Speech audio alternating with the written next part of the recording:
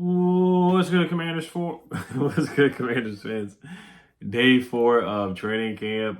Just wanted to show a clip of that Mikey Sainristril interception on Jaden Daniels. I mean, that was an incredible where he just leaped back and caught the interception. I mean, Mikey's gonna have a great year. I really, really believe in this cornerback room, and this cornerback room has improved so much from last year. I know the cornerback room was probably a bottom 5, if not the worst cornerback room, like talent wise last year. Even bringing Marshawn, they were still just not a good. They weren't the best group because Marshawn wasn't 100% healthy. But man, like this group this year has a chance to be a legitimate top 10, top 5 cornerback room in the NFL.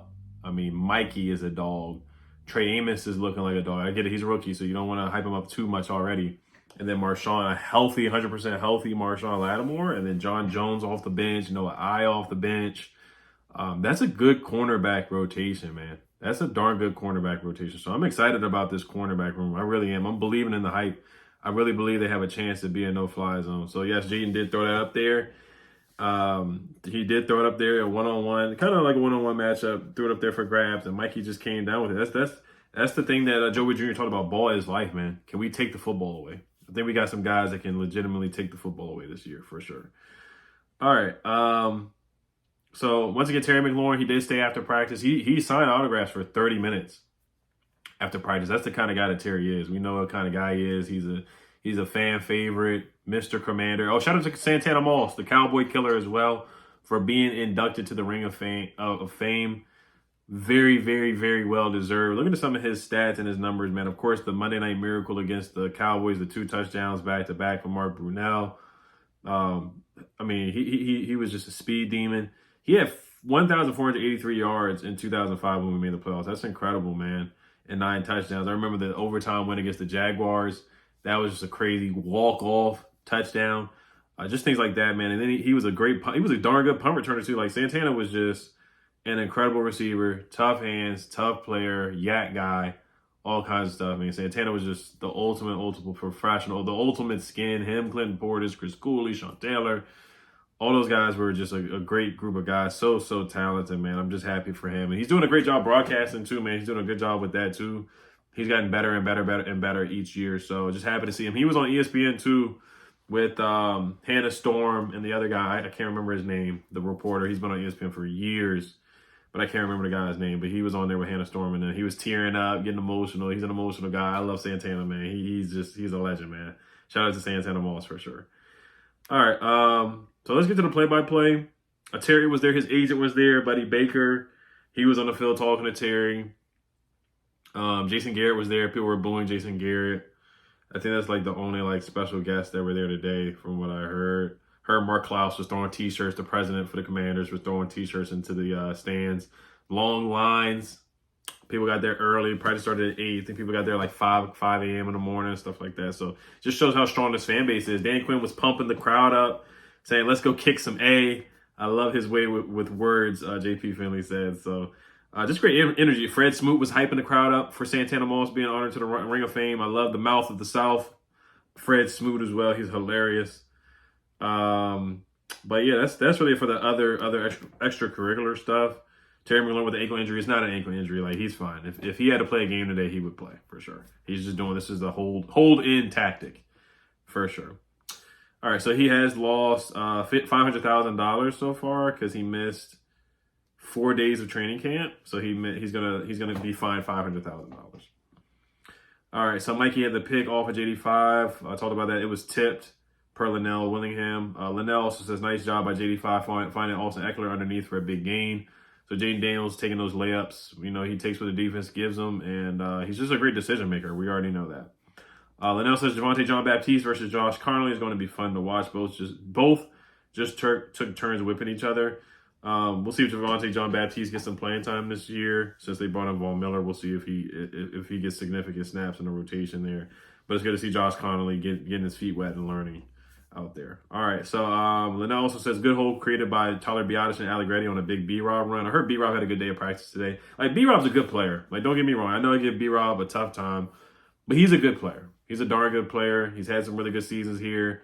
It's just the injuries that have derailed his seasons for sure, and him just not being able to stay healthy. And he's not the quickest or explosive, most dynamic running back, but he is a solid running back. He's a solid running. He can get you 700 yards in a season. Like you can book that he's going to get you 700 yards and 6 touchdowns. He may not get you 800 yards. He's never got 800 rushing yards in a season, but he's going to give you a couple good games. He's going to give you about 2 or 3 100-yard rushing games, and then like an 80-yard rushing game, and then a 90-yard rushing game here and there. So he's going to do that. We know we're going to get from B-Rob. This is from the Hog side. He says, Luke out there with a long touchdown. Shout out to the Hog side for tweeting some play-by-play updates. He also said Chris Moore is killing it right now. So that's good to hear about Chris Moore getting it done. He's a guy that is battling to get that 6th wide receiver spot between him, KJ Osborne, Michael Gallup, Ja'Cory Brooks, Michael Strachan, and I'll throw in big play Tate Martin as well. Zach Selby says, really nice one-handed grab by Noah Brown during 7-on-7. Seems like he's feeling better. So good to see Noah Brown out there getting back on the field out there. We need him because he's going to be our wide receiver 3 next to Deebo Samuel. Zach also says, Carlin Vidgers with a pass breakup working against Michael Gallup. Would have been a nice sideline grab by Michael Gallup before Vidgers knocked it away. Carlin Vidgers is a guy that's on the bubble for making the roster, a UDFA guy. Does he make the roster? How many corners do they keep? Because you already have Marshawn. You have Marshawn 1, Trey 2, Mikey 3, John Jones 4, Noah I 5. So do they keep 5 or 6 corners? If they keep 6, then I think Carlin Vidgers is a guy that can make the roster. But if they keep 5, then I think that's it. They just cut Fentrell Cypress. Of course, they have Bobby Price and Kayvon Seymour. So one of those guys could be one of the 6th corner if they do keep 6. The next time he says, really like JCM's change of direction and quickness. He just had a really nice run up the middle that saw him weave through defenders for a decent gain. And JCM can be the guy that we're looking for, that B-Rob just, he just doesn't have that elusiveness. And JCM is the guy that can probably do that for us. And then the Hawks side said the same thing. JCM hitting the holes with big gains, big show out so far. So I'm excited for Bill, man. I know he's a 7th-round pick, so you want to temper expectations, but he doesn't have a lot of mileage on him because he barely played last year. And then the games that he did play in last year, he showed out. The East-West Shrine game, MVP, the game that he played against the team that called and got him suspended or ineligible, he cooked them. So I can't wait to see what JCM does in the preseason. Jaylin Lane with the long sideline pass. I heard he had a great day. He had an awesome day today. He had a huge catch, and we'll talk about that a little bit later. The new kicker, Matt Gay, was 3 for 3 per the Hog side. And then JD5 with a rollout for a first down per the Hog side as well. He also said Dorrance Armstrong with a monster rush beating Laramie Tunsil. So good job by Dorrance. We need Dorrance to step up this year for sure and provide a pass rush. And then Juan Carlos Arias, he said, B-Rob been doing this thing so far today. I've been trying to tell folks stop sleeping on my guy. So that's basically what I said about B-Rob. I respect B-Rob, man. I'll leave him alone, man. I'm gonna leave him alone until the season starts and we see what he does. The Hawks side said Jaylin Lane with another touchdown. So Jaylin Lane was out there balling. Josh Taylor says, "Oh my, Jaden Daniels deep corner end zone touchdown to Jaylin Lane, who mossed Quan Martin and Mikey Sainristril." So that's the rookie out there doing it. Jaylin Lane is like, what, 5'10", 5'11" on a good day, and he's out there mossing guys, mossing Mikey and mossing Quan Martin. I love to see it. The pass was from Jaden Daniels as well, so I love that from Jaylin Lane. And that's what I keep saying. He's not just a punt returner. He's not just a gadget guy. He's a guy that can get it done and do other things, man. I love that. Felix Trammell says, not to be outdone, Michael Strachan mossed a touchdown from Sam Hartman as well, so shout out to Michael Strachan for doing that and making some plays. And then I think that's about it for the play-by-play. Bleeding B&G. Shout out to him. Make sure you guys subscribe to his channel.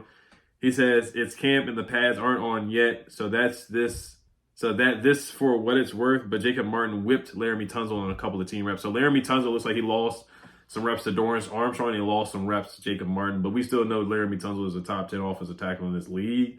And maybe it will change when the pads come on. But I have no concerns about Laramie Tunsil. And this is the time for practice to make each other better for sure. Bleed B&G also said, my biggest takeaway from practice today, Washington will have a top 5 cornerback group this season. This is what I was talking about, man. This cornerback group can be dangerous. This could be a legitimate no-fly zone. I think the X factor is Marshawn Lattimore and his health, though. That's the biggest thing, man. His health is going to be huge. If he can be that alpha dog that he was with the Saints, this cornerback group can be nasty. It can be a legitimate no-fly zone, and I really feel like they can force some turnovers, too. District Divided said Jaylin Lane, wow. These are his takeaways from training camp. Jaylin Lane, wow. There is juice. There is a juice on defense that's developing nicely. Mikey Sainristril interception was phenomenal. The vibes are fantastic as well. So everybody said the vibes and the energy was really good. This is the first day with fans there. ESPN was there. A lot of media was there, of course. Good energy, good vibes. I mean, Jaden Daniels signing autographs after practice as well. So I just love the energy. I love where the team is at. I just love the vibes and everything. I just, how can you not be in a good space as a Commanders fan right now? There's just no way you can be in a good space. The only thing we're worried about right now is the Terry McLaurin situation. And even with that, with him holding in, I think it's a positive sign. It's a positive sign that he is there instead of him being down in like California or Florida like Trey Hendrickson is doing right now with the Bengals. So, but yeah, no, nothing but good things. Oh, Sam Hartman had a speed burst to the end zone per the Hog side as well. So I want to give Sam Hartman a shout out today too. So somebody shouted him out and said he had a good play as well. So, but yeah, guys, if you comment down below if you guys were there and if there were any other takeaways that you saw, because I didn't hear anything about Marshawn Lattimore, didn't hear much about Trey Amos today, Ben Sinnott, Luke McCaffrey. I think Luke did have a nice play today too. I think I did hear about that. But if there's anybody else that stood out other than the guys that I said, or anybody that is like kind of like on the second team or third team is not getting many reps, please comment down below what you guys saw. Hell, Commanders, as always, have a great day. Peace.